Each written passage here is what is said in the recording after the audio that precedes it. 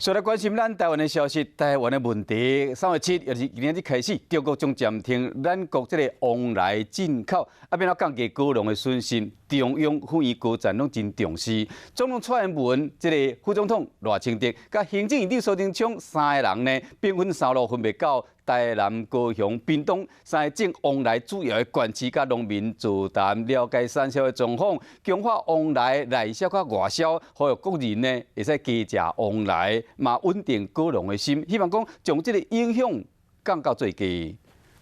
总统蔡英文去高雄大树区和往来农座谈，副总统赖清德到台南每合企业买往来，行政院长苏贞昌到屏东高树乡强化往来内外销。中国宣布3月7日开始暂停台湾往来进口。中央虽开始想对策，总统带头特别落难了解往来的产销状况。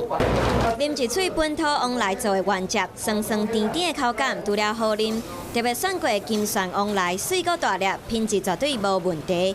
中国暂停进口的动作完全无合理。长都要出一个货柜到日本，可以见得同一个时间，同样的凤梨，中国只有他在质疑。我们觉得做生意来用安尼母哦，无想咧做生意啦。副总统赖清德到台南关电区和进出口贸易公司对话，每合搁较侪企业来买。伊本身捌做过医生，嘛讲加食往来有真侪好处。高这个纤维，其实它不仅仅如此，它还没上台。不过赖清德嘛讲，农产品出口的问题，爱避免把鸡卵放伫同一个篮。要让中国知道，即便政治压力再大，也没有办法改变凤梨原有的甜美。小英总统来到俺家，往来唔免惊啦。果农的升价，中央嘛真重视，大厂往来农比一个赞，相信绝对无问题。当要开始调时的往来市价率真饱满，阁真直接。总统蔡英文除了用行动带头，才互大家看，嘛要甲果农的心稳掉咧。